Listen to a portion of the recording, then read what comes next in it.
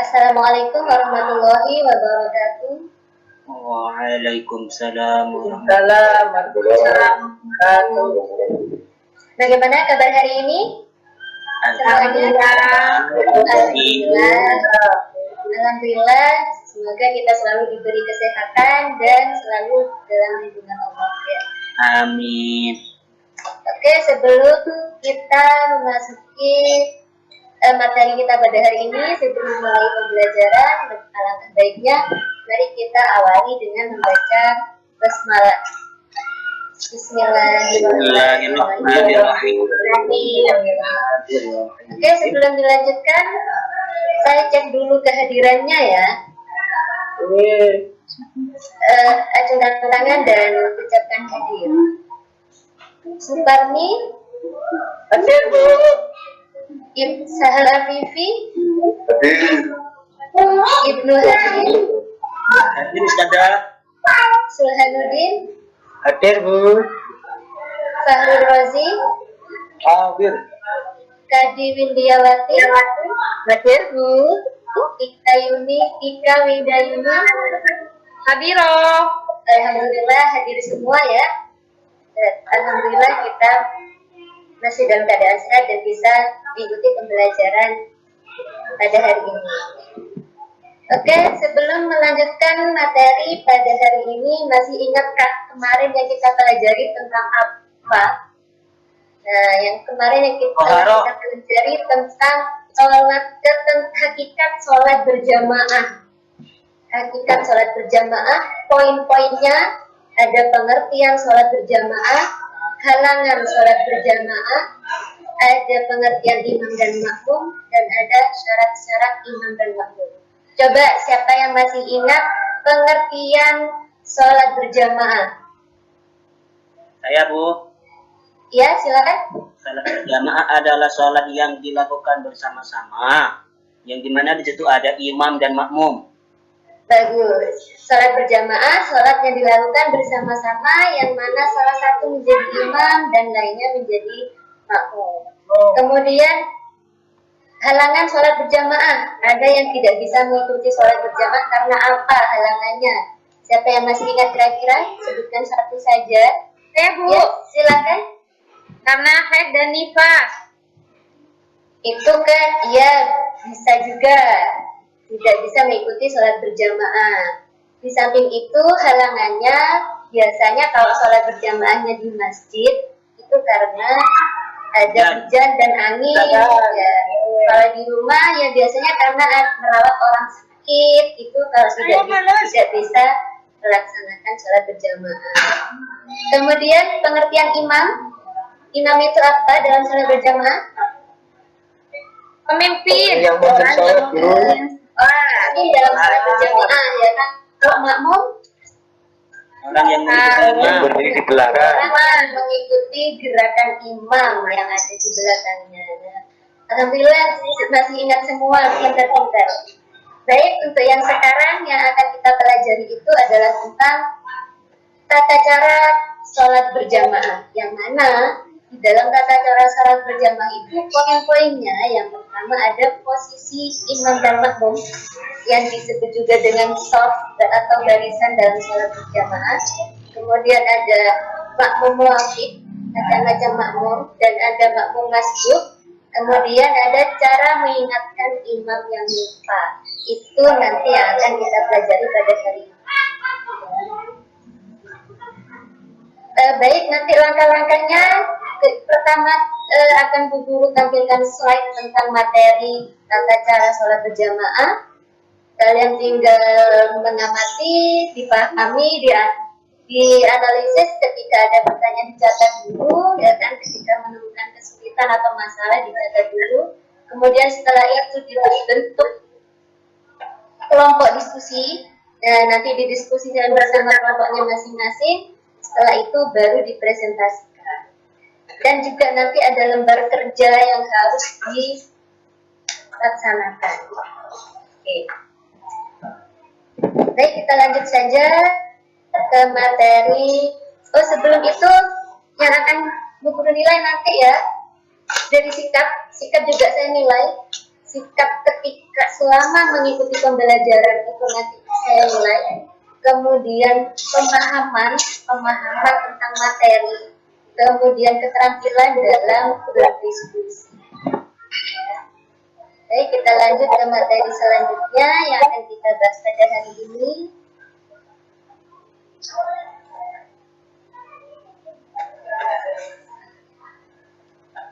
Silakan disimak ya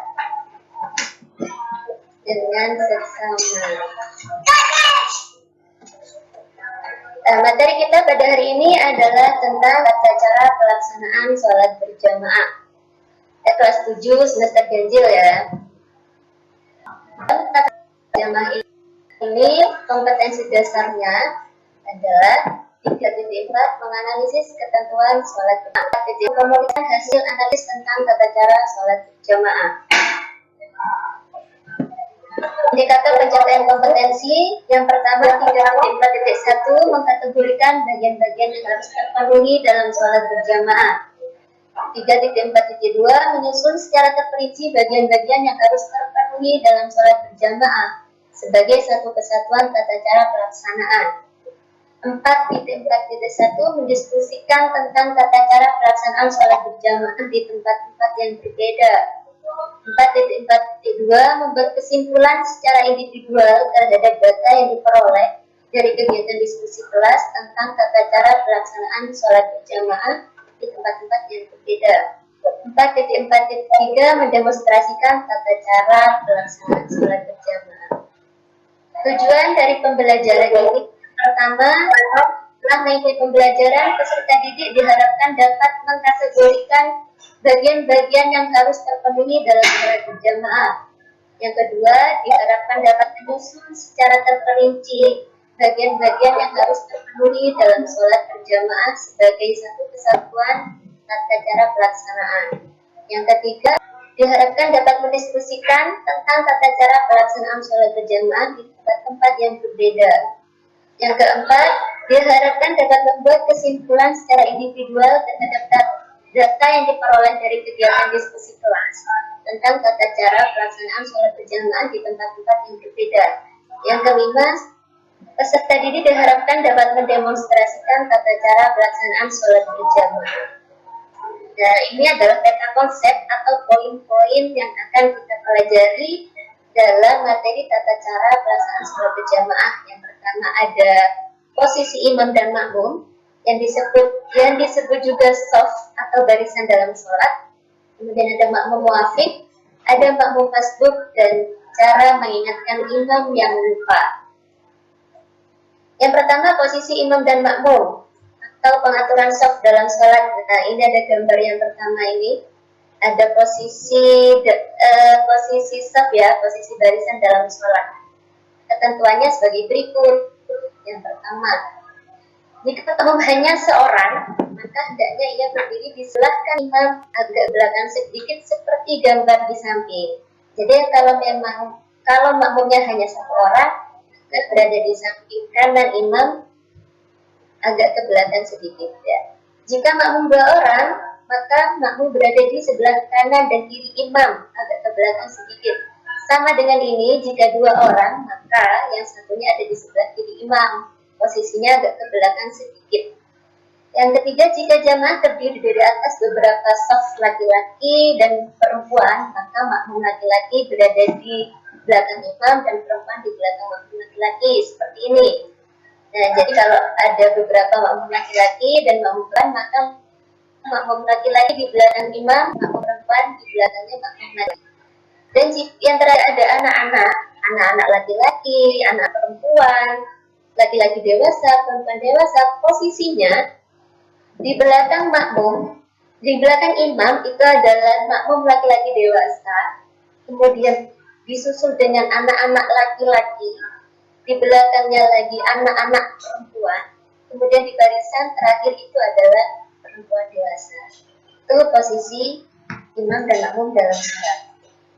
Kemudian makmum itu ada makmum muafiq.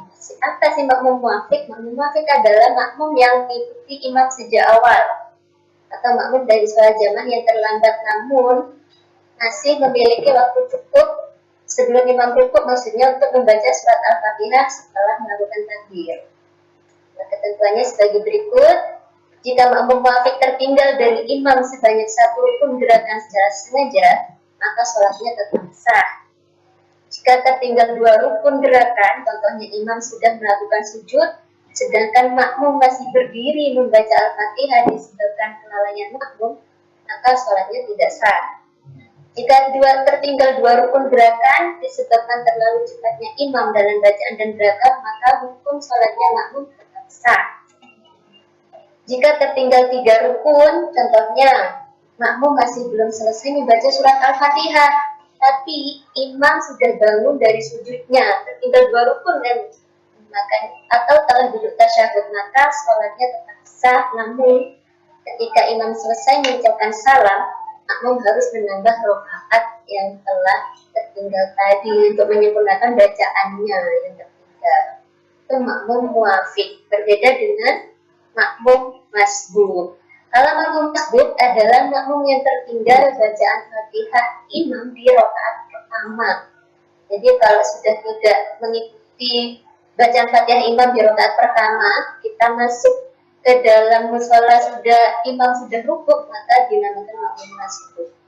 Ketentuannya ini, jika makmum mendapati imam belum rukuk atau sedang rukuk dan dia dapat melaksanakan rukuk bersama imam secara sempurna, maka makmum terhitung mengikuti 1 rakaat, masih bisa. Yang kedua, jika makmum mendapati imam sedang sujud, maka makmum setelah takbiratul ihram langsung melakukan sujud mengikuti imam. Jadi tidak perlu membaca Fatihah dulu dari awal, rukuk kemudian sujud, tidak, jadi langsung mengikuti gerakan imam. Hal yang demikian belum bisa dihitung 1 rakaat, jadi tertinggal 1 rakaat. Kemudian jika makmum masbuk tertinggal 1 atau 2 rakaat dalam berjamaah, maka setelah imam melakukan salam, makmum masbuk berdiri lagi untuk menambah jumlah rakaatnya. Kalau yang ditinggal 1, yang menambah 1. Kalau ditinggal 2 rakaat, 2 rakaat. Yang terakhir, makmum masbuk dianjurkan untuk tetap tenang saat mendatangi tempat sholat berjamaah dan dianjurkan mengikuti gerakan atau posisi imam yang ia dapati, tidak usah tertidur. Poin yang terakhir, cara mengingatkan imam yang lupa, karena sebagai manusia kita pasti ada lupanya ya, namanya manusia. Ketentuannya, bagi makmum laki-laki untuk mengingatkan imam yang lupa adalah dengan mengucapkan kalimat tasbih. Kalimat tasbih itu subhanallah. Kemudian bagi makmum perempuan yang harus dilakukan untuk mengingatkan imam yang lupa adalah dengan cara menemukan telapak tangan kanan ke bagian atas telapak kaki seperti ini. Kalau perempuan, jadi tidak usah mengucapkan subhanallah. Itu ya materi kita pada kesempatan kali ini.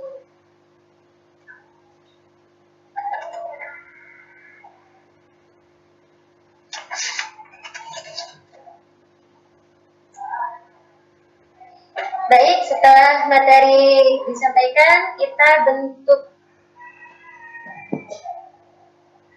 kelompok dulu ya. Kita bentuk kelompok dulu. Caranya tuh ini kelompok kecil. Anggotanya sedikit. Nanti didiskusikan apa yang telah didapat didiskusikan, kemudian setelah didiskusikan disimpulkan, baru dipresentasikan ke depan. Dan sebelum itu, ini ada lembar kerja juga yang akan Ibu bagikan, ya, nanti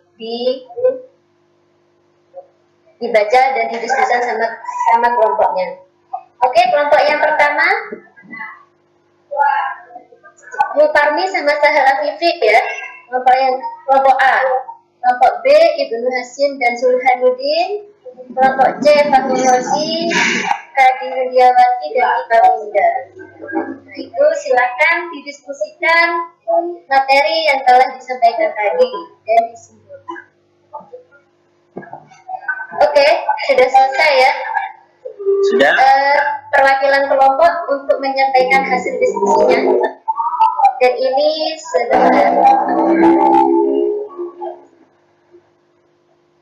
sambil menyampaikan hasil diskusi,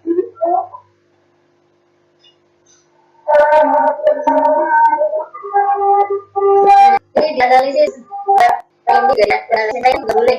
Kira-kira ini jelas tentang apa? Silakan perwakilan kelompok menjelaskan. Kelompok B ya, kelompok C, kelompok C silakan Kadi Windiawati ini dijelaskan gambar tiga gambar ini ya, tiga gambar ini menjelaskan tentang apa? Ya Bu, dari gambar tadi saya menyimpulkan bahwa itu adalah shaf atau tata cara sholat berjamaah atau aturan shaf dalam sholat berjamaah. Seperti itu Bu. Ya, bagus. Baik, terima kasih. Terima kasih atas presentasinya ya. Dan mungkin teman-temannya lain ada yang mau ditanyakan? Ya Bu. Monggo. Kenapa? Tapi kalau orang perempuan itu mengingatkan imam pakai tepuk tangan seperti ini. Oh ya. Ada yang bisa menjawab? Belum bisa ya? Oke. Kenapa kalau perempuan kok tidak menggunakan kata, tidak mengucapkan subhanallah, menggunakan tangan seperti ini? Karena suara perempuan itu termasuk aurat. Nah, yang tidak boleh disampaikan atau dikeluarkan pada waktu sholat. Seperti itu, ya. Bisa dipahami, ya? Iya. Terima kasih. Oke, sebelum kita akhiri, mari kita simpulkan materi yang telah kita bahas barusan. Poin-poin apa saja? Masih ingat barusan ini yang sudah dibahas tentang tata cara sholat jemaah. Yang pertama ada posisi imam dan makmum. Kemudian ada makmum muafi, ada makmum masbuk, dan cara menggantikan imam yang lupa. Posisi imam dan makmum sudah paham, Pak Ibnu Hasim? Coba kalau makmumnya ada 2 orang, posisinya bagaimana? Jika makmumnya ada 2 orang, maka ada di belakang, di kanan imam, satunya di kiri imam, agak belakang sedikit. Oh ya, pinter. Kemudian jika makmumnya terdiri ada anak-anak laki-laki, anak-anak perempuan, kemudian perempuan dewasa, laki-laki dewasa, bagaimana posisi barisannya dalam salat sahar aktivi? Kalau terdiri dari laki-laki dan perempuan, maka yang laki-laki berada di paling depan, shotnya, yang anak-anak di tengah, sedangkan yang perempuan ada di belakang. Ya, yang perempuan dewasa posisinya di paling belakang ya. Di paling belakang. Nah, itu posisi imam dan makmum. Makmum muafiq, ada yang masih ingat makmum muafiq apa? Makmum yang Ya, mengikuti imam sejak awal. Kalau makmum masbuk, makmum yang tertinggal bacaan Fatihah di rakaat pertama. Ya. Kemudian cara menggantikan imam yang lupa tadi masih ingat ya? Kalau laki-laki dengan cara mengucapkan kalimat subhanallah. Kalau perempuan dengan cara menentukan telapak tangan. Oke, terima kasih. Itu materi kita pada hari ini. Dan jangan lupa lembar kerja tadi itu di kegiatan ketiga, siswa secara individual meresum materi tentang sholat berjamaah. Ya, jadi nanti diresum. Setelah diresum, tugasnya dikumpulkan minggu depan bersama dengan tugas yang oke. Baik, belum ini pembelajaran pada ini selanjutnya akan pelajaran gantikan kemudian cara catatan dan mahman sholat. Itu ya. Terima kasih atas perhatiannya hari ini. Mari kita tutup pertemuan hari ini dengan baca Alhamdulillah. Assalamualaikum warahmatullahi wabarakatuh. Waalaikumsalam. Waalaikumsalam warahmatullahi wabarakatuh.